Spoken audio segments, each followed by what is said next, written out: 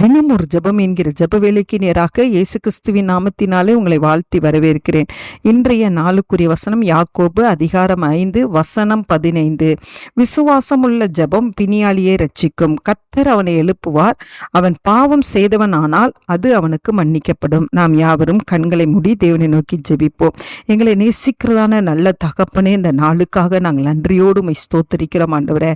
கர்த்தர் கொடுத்த ஜீவனுள்ள வார்த்தைக்காக நன்றி அப்பா. விசுவாசமுள்ள ஜெபம் ஆண்டவரே பிணியாளிகளை ரட்சிக்கும், சுகப்படுத்தும். அதற்காக ஸ்தோத்திரம். இன்றைக்கு உடைய பிள்ளைகள் வியாதியின் படுக்கையில் இருக்கிற பிள்ளைகள் விசுவாசத்தோடு தேவ சமூகத்தில் ஜெபிக்கிற கிருபையை தாங்க. எல்லா பயத்துக்கும் கர்த்தர் நீங்களாக்கி விடுங்க சுவாமி. ஆண்டவரே, விசுவாசமோடு ஆண்டவரே ஜெபிக்கும் பொழுது ஆண்டவரே அந்த இடத்துல கர்த்தர் அற்புதங்களை செய்கிறீங்கப்பா. ஒருவேளை பாவத்தின் மிகுதினால் ஆண்டவரே தண்டனை வந்திருந்தால் கர்த்தர் அவைகளை மன்னித்து ஆண்டவரே உடைய பிள்ளைகளுக்கு நீங்க இரக்கம் பாராட்டுறதுக்காய் நன்றி செலுத்துகிறோம் ஆண்டவரே. எப்பேற்பட்ட வியாதியா இருந்தாலும் என் தேவனாலே சுகப்படுத்துறது லேசான காரியம் ஆண்டவரே.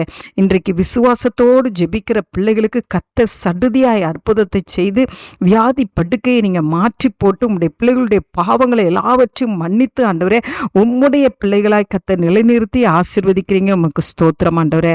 அந்த நல்ல கிருபையை ஒவ்வொருவரும் பெற்றுக்கொள்ள உதவி செய்யுங்க. இயேசுவின் மூலம் ஜெபிக்கிறேன் நல்ல பிதாவே. ஆமேன், ஆமேன்.